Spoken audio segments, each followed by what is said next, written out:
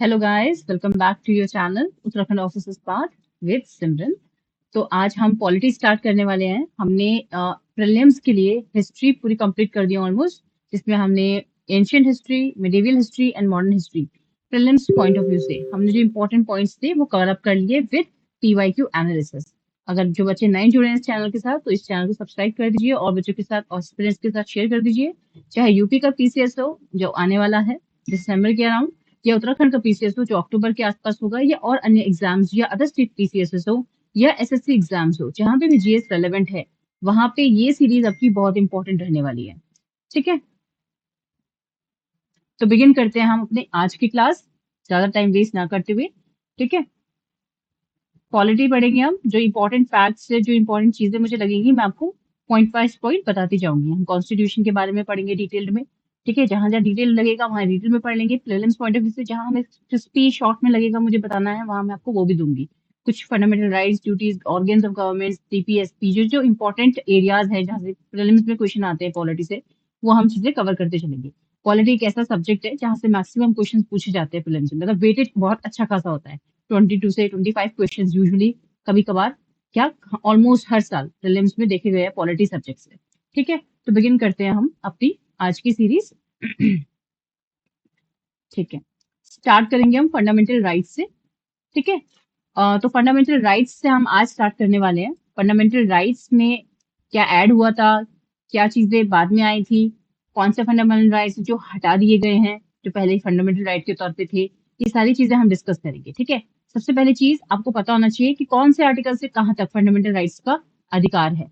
तो वो है आर्टिकल नंबर 12 से 35 तक। बहुत बच्चे सोचते हैं आर्टिकल 14 से स्टार्ट होता है फंडामेंटल राइट्स, बट नहीं, आर्टिकल 12 से लेके 35 तक आपके फंडामेंटल राइट्स कहे जाते हैं, ना कि 14 से स्टार्ट होते हैं। ध्यान रखिए, आर्टिकल 12 से लेके 35 तक these articles come under the fundamental rights, आपके मौलिक अधिकारों के अंदर में आते हैं। और ये किस पार्ट के अंदर आते हैं आपके? ये पार्ट 3 में आते हैं। आपको पता होगा पार्ट्स होते हैं, पार्ट 1 2 3 कैसे करके 22 पार्ट्स है हमारे, और शेड्यूल्स भी होते हैं, 1 शेड्यूल, 2 शेड्यूल, 12 शेड्यूल। तो पार्ट जो होते हैं उन पार्ट में जो थर्ड पार्ट है उसमें फंडामेंटल राइट्स का उल्लेख किया गया है, जो आर्टिकल 12 से लेके 35 तक आते हैं। ये चीज आपको ध्यान में रखनी है।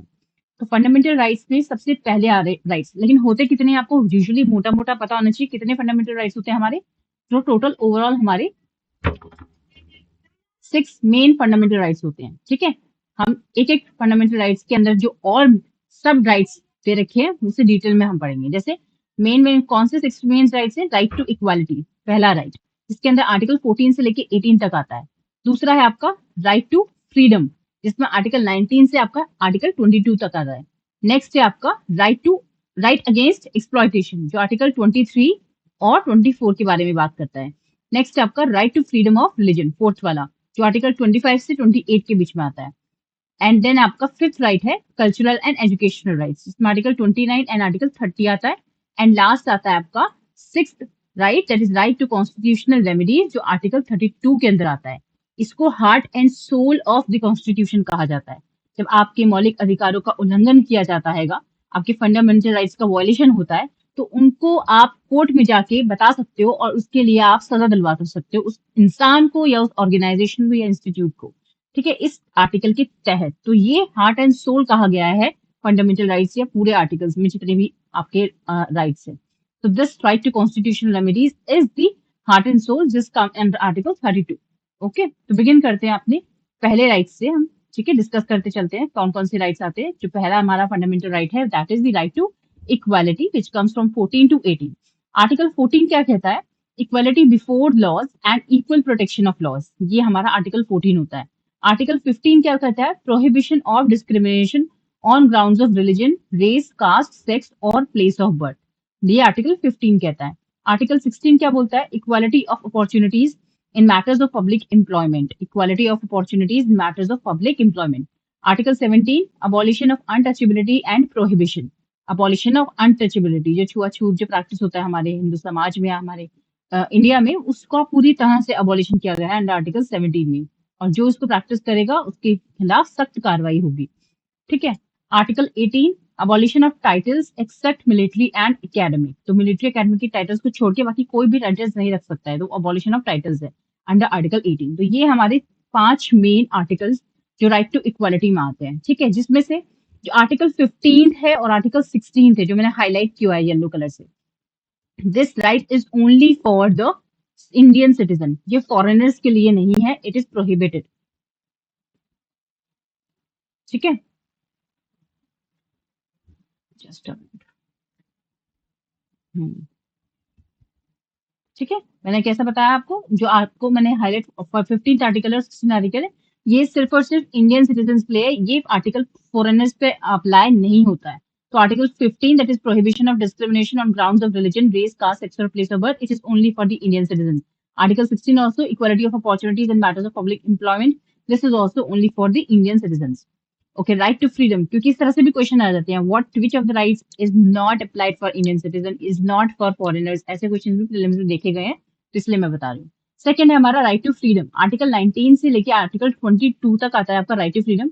अच्छा, आर्टिकल 19 वेरी वेरी इंपॉर्टेंट है, क्योंकि इसके अंदर मेनली 6 मेन राइट्स आते हैं हमारे, स्पेशली जो अभी जंतर मंतर में प्रोटेस्ट देखने का मिल रहा है, वो आर्टिकल 19 हमें सबसे ज्यादा अधिकार देता है करने के लिए, बिकॉज उसमें हमको freedom of speech and expression मिलती है, फ्रीडम ऑफ असेंबली मिलती है, फ्रीडम ऑफ एसोसिएशन मिलता है, फ्रीडम ऑफ मूवमेंट मिलता है, freedom of residence, freedom of profession. तो ये 6 मेन हमारे राइट्स है जो हमको अंडर आर्टिकल 19 दिए जाते हैं, जो राइट टू फ्रीडम में आते हैं, ठीक है। तो ये इंपॉर्टेंट है, ये ध्यान रखना है आपको।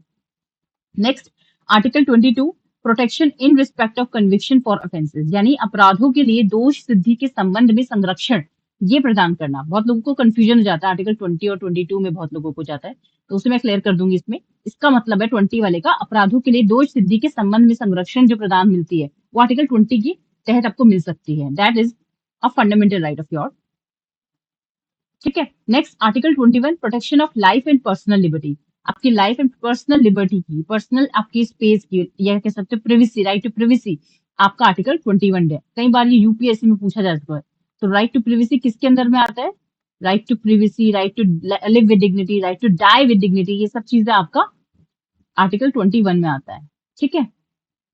देन आता है आर्टिकल 21A, ये आता है राइट टू एलिमेंट्री एजुकेशन, जो हमारा राइट टू एजुकेशन एक्ट 2009 है, ये एलिमेंट्री एजुकेशन यानी कि 6 साल से लेके 14 साल तक के बच्चों को free and compulsory elementary education प्रदान की जाए, ये आता है हमारा आर्टिकल 21A में। ये बाद में एड ऑन हुआ था, इसलिए यहाँ पे ये ए आर्टिकल अलग से जुड़ा हुआ है, आर्टिकल 21A।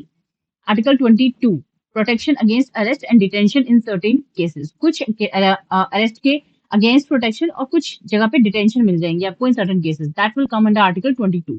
तो आर्टिकल 19 से 22 तक आपके राइट टू फ्रीडम में आ जाते हैं। एग्जाम में प्रीलिम्स में क्वेश्चन आ सकता है आपका, आर्टिकल 21 डील्स विद व्हाट, या article 21A deals with what, या एलिमेंट्री एजुकेशन का आर्टिकल कौन सा है, 21, 22, 21A और एक्सेट्रा, और नन ऑफ दीज, इस तरीके से, ठीक है।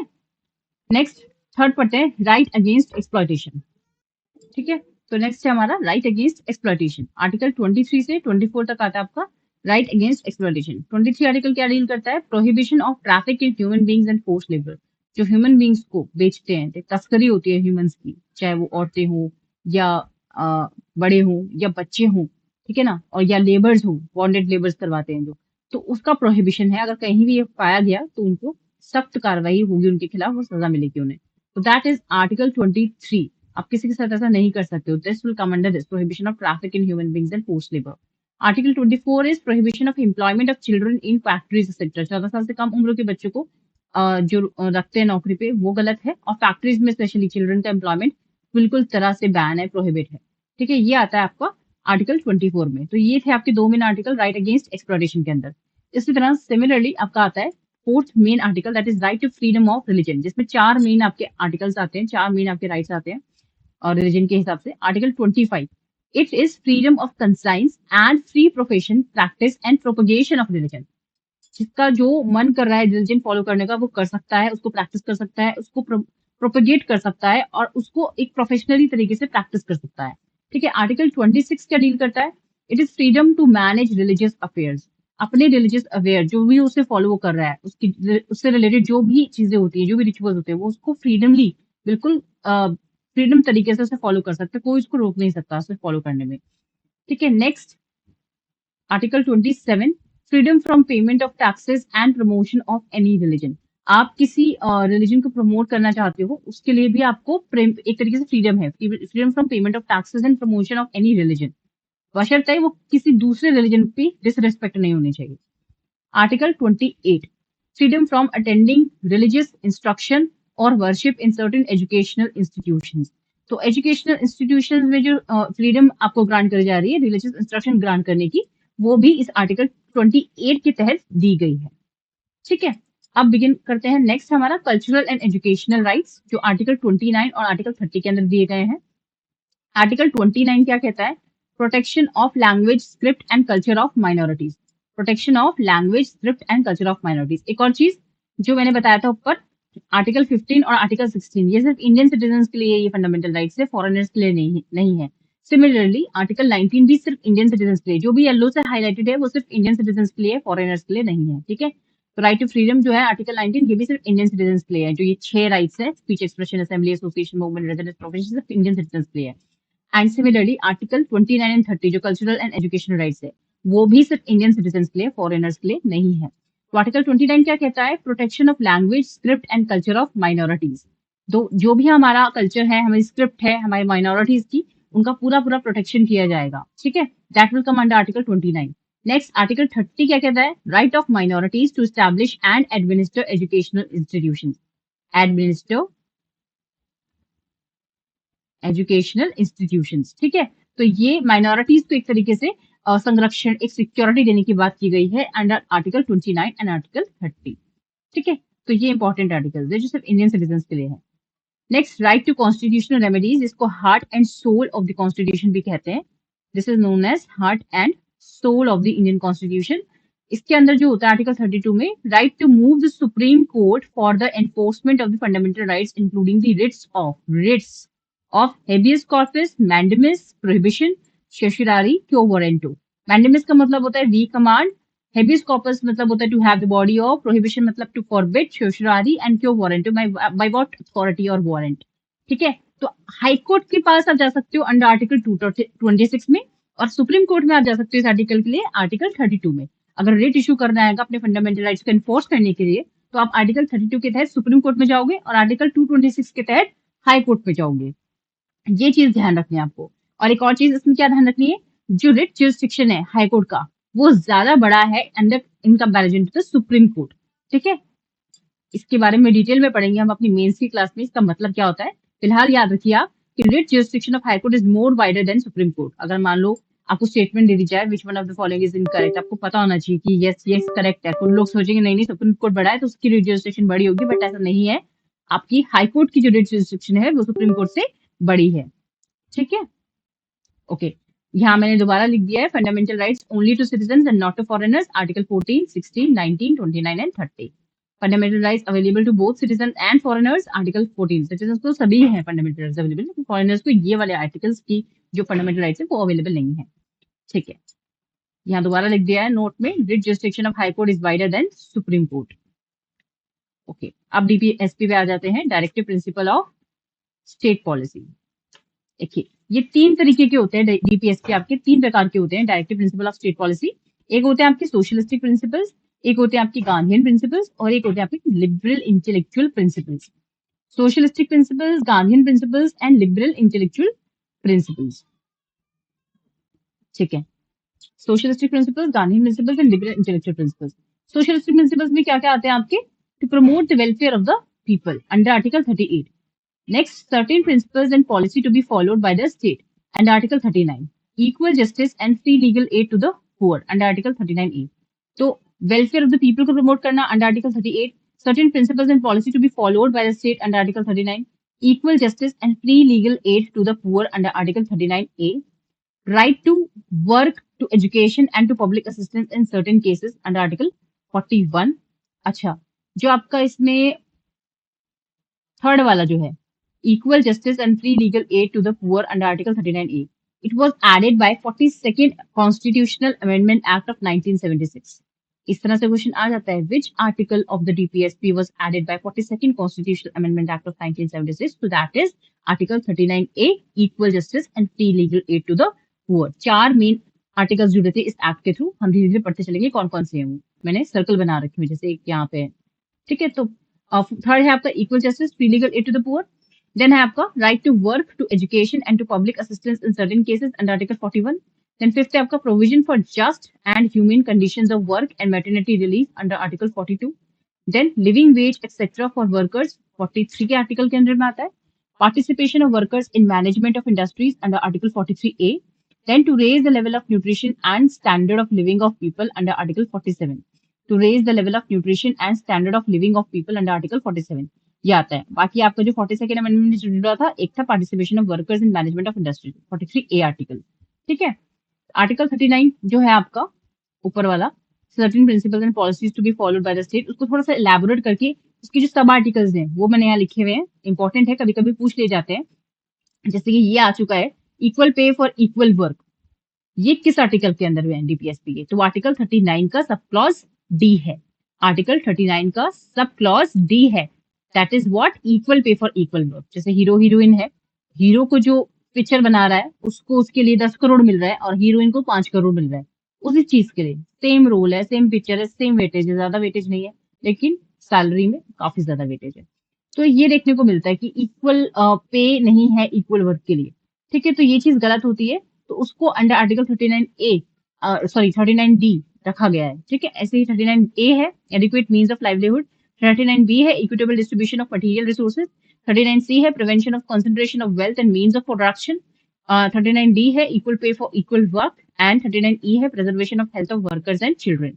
F भी है 39 under clause sub clause F, opportunities for healthy development of children. ये 42nd amendment act of 1976 add हुआ था। तो आर्टिकल 39 का क्लॉज एफ जो है, आर्टिकल 39 का clause F was added by 42nd amendment act of 1976। तो ये आपको ध्यान रखना है। ठीक है, गांधीयन प्रिंसिपल्स पे आते हैं अब। गांधीयन प्रिंसिपल्स में क्या क्या आते हैं आपके articles? Article 40 to organise village panchayat, then article 43 to promote cottage industries on an individual और cooperation basis in rural areas, village, cottage, handlooms, cooperative society, SC/ST का development, prohibition of intoxicating drinks, cow और calves के बारे में, ये सब बातें गांधी जी ने ही की है, तो इस तरह से आप ध्यान रखिएगा। ठीक है, promotion of cooperative societies under article 43B to promote educational and economic interest of SC/ST and other weaker sections under Article 46, important है ये, to prohibit the consumption of intoxicating drinks under Article 47, to prohibit the slaughter of cows, calves, etc. under Article 48। तो ये हैं आपके Gandhian principles under the DPSP। उसी तरह से liberal intellectual principles भी कर देते हैं। उसमें आता है पहला आपका uniform civil code, that is UCC, important है अंडर आर्टिकल 44, पता होना चाहिए आपको। क्यों? क्योंकि उत्तराखंड का ना देश का पहला राज्य बन गया है जिसने यूसीसी को लागू किया है। उसके बाद गुजरात है और बाकी के अन्य राज्य भी इसी पटरी पर आ रहे हैं। ठीक है ना, तो यूसीसी अंडर आर्टिकल 44 में आता है लिबरल इंटेलेक्चुअल प्रिंसिपल्स के और DPSP। Then to promote early childhood care education to child below the age of 6 year, ये आता है आर्टिकल 45 में। Organisation of agriculture and animal husbandry article 48 में आता है ये। Protection and improvement of environment and safeguarding of forest and wild life article 48A में आता है।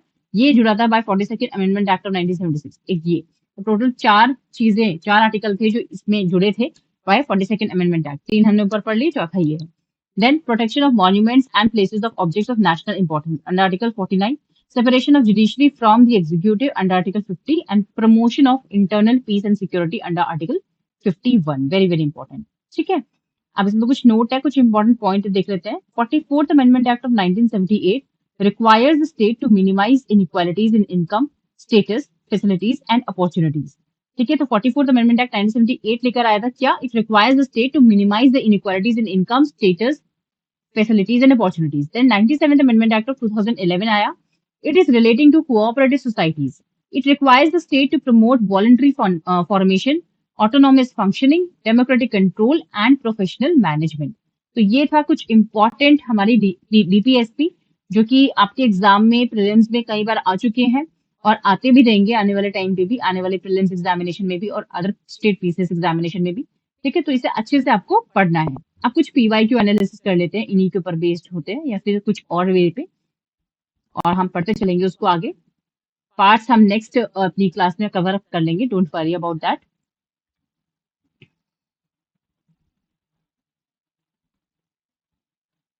शेड्यूल और पार्ट्स हम अपनी नेक्स्ट क्लास में कर लेंगे। ठीक है, कुछ PYQ एनालिसिस कर लेते हैं।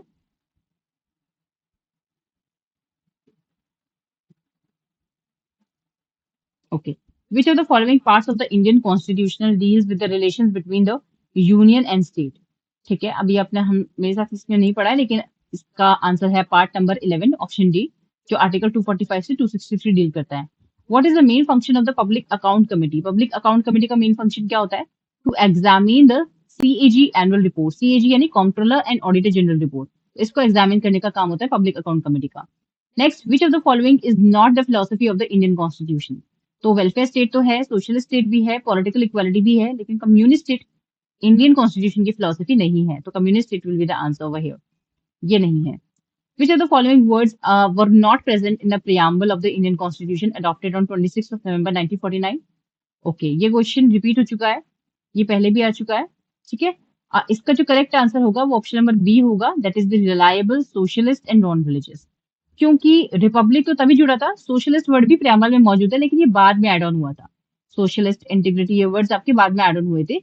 तो आपसे पूछा 26 नवंबर 1949 में जब नहीं थे, तो वो ये तीन वर्ड्स है, reliable, non religious and socialist. Option number B 2, 3, 4।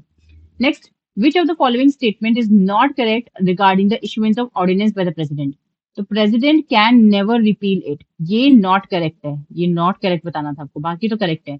It is linked to the legislative powers of parliament, ये correct है। Article 123 deals with it, ये correct है। It ceases to exist after 6 weeks of the parliament session, 6 weeks, ये भी correct है। तो president can never repeal it, ये correct नहीं है about the ordinance power of the president. Okay, according to the Constitution of India, who among the following is the head of the state? President, सबको पता है, first citizen of India, president. Who is the head of the state? President. Who has the power of, क्या कहते हैं आपको, जो pardoning power होती है एक तरीके से, कि अगर कोई फांसी की सजा है तो किसके पास है वो पावर? प्रेसिडेंट के पास है, उसको अगर बर्खास्त करना है, खत्म करना है। Under which of the following articles of the constitution inter state council has been constituted? Under article 263, ये आ चुका है कई बार। आर्टिकल 263 आपका इंटर स्टेट काउंसिल से डील करता है। Then, which of the following right is not enjoyed by a British citizen residing in India? देखो अभी हमने पढ़े, उसमें से आपका freedom of trade and profession जो है वो British citizen residing in India, उसके लिए ये नहीं है rights. Equality before law, freedom of life and liberty, religious freedom, ये सब राइट्स गिवन है फॉरेनर्स को, लेकिन freedom of trade and profession के राइट्स फॉरेनर्स को यहाँ पे नहीं दिए हुए हैं। ठीक है, इस तरह से क्वेश्चन आ जाते हैं, अभी हमने डिस्कस किया था ना। Next, the president has power to make regulations regarding which of the following? तो आपका आंसर हो जाएगा Dadar Nagar Haveli, Daman and Diu and Puducherry. Goa state है, बाकी सब यूनियन टेरिटरी है। दमन दीव भी यूनियन टेरिटरी है, लेकिन साथ में स्टेट दे दिया तो इसलिए रॉन्ग हो जाएगा। Option number D 1, 2, 4 is the correct answer. The mind of the makers of the constitution of India is reflected in which of the following? The preamble is the best answer. It is like the identity card, it is the identity card of our constitution. Okay, तो जो हमारे leaders रह चुके हैं उन्होंने identity card का नाम दिया है हमारे प्रीएम्बल को, एक तरीके से it is an identity card of our constitution. The chairman of union public service commission, that is the UPSC, can be remove from his post by, of course ये पावर प्रेसिडेंट के पास ही है। Regarding the DPSP, that is directive principles of state policy, which one of the following statement is not correct? ठीक है ना, ये चीज ध्यान रखनी है कि करेक्ट पूछी नॉट करेक्ट पूछी है। It is the duty of the state to apply these principles in making laws. But they are fundamental in governance of the country. Okay, they impose a legal duty on the state, and they are merely instructions to legislature and executive. So legal duty तो नहीं है state की. Yes, it is the duty of the state to apply these principles in making laws. They are fundamental in governance of the country, and they are merely instructions to legislature and executive. ये कोई legal duty नहीं है, तो ये वाला option correct incorrect हो जाएगा। तो ये आपका इस क्वेश्चन का करेक्ट आंसर है 47/7 का option number C. 48, which of the following statement is not true about the speaker of Lok Sabha? तो not पूछा, ये ध्यान रखिएगा। Speaker has to be member of the house within 6 months he assumes office. तो ये आपका incorrect हो जाएगा इसमें, तो option number A will be the correct answer of 48। बाकी he remains speaker so long as he is the member of the house, ये correct है। Speaker continues in office even if Lok Sabha is dissolved, ये भी correct है। Speaker can be removed by the member of the Lok Sabha, ये भी correct है। But not true है आपका, Speaker has to be member of the house within 6 months, it is incorrect basically. Okay, अब question number है आपका 49, which one of the following is not in existence now? तो planning commission की जगह नीति आयोग आ चुका है, आपको पता है कब आया है, कमेंट में मुझे ईयर बताइए किस साल को ये काम हुआ था। ठीक है, ये आपका होमवर्क रहने वाला है आज का, कमेंट में मुझे ईयर बताइए नीति आयोग कब लागू हुआ था प्लानिंग कमीशन की जगह, प्लानिंग कमीशन को हटा के। 50th question, which of the following Lok Sabha did not complete its full 5-year term? तो 13th Lok Sabha is the correct answer, उसने अपना पूरा 5-year term तो कंप्लीट नहीं किया था। ठीक है, next, when the Hindi version of the national anthem Jan Gan Man was adopted by the Constituent Assembly of India, that is on 24th of January 1950. 24th January 1950 को Hindi version of the national anthem Jan Gan Man was being adopted. Next, who among the following was the president of Human Rights Commission of India? इसमें justice Ranganath Mishra थे उस समय पे. First I think first president पूछा है आपसे, तो justice Ranganath Mishra is the correct answer, option number D. Next, who among the following was the first lieutenant governor of newly created Union Territory of Jammu Kashmir? उस समय का question था ये. Gish Chandra Murmu was the answer. Option number B. To whom the Chief of Defence Staff, that is CDS, is the military advisor on tri-services matter, that is Defence Minister of India. Option number C. 54th, in which year the International Labour Organization ILO was established? That is option number A, 1919. Right to property belongs to which category amongst the following? It is a legal right. पहले fundamental rights था, लेकिन fundamental rights पे से हटा के इसको अब legal right कर दिया गया. Right to property is not a fundamental right, it is a legal right. ना ही नेचुरल राइट है, ना ही ह्यूमन राइट है, it is a legal right. ध्यान रखिएगा. Who among the following is the common chairman of the zonal council? तो home minister of India जो है हमारी, वो कॉमन चेयरमैन बनते हैं जोनल काउंसिल के. Next, if panchayat is dissolved, elections are to be held within dash month. How many month? Within 6 months. Option number C is the correct answer.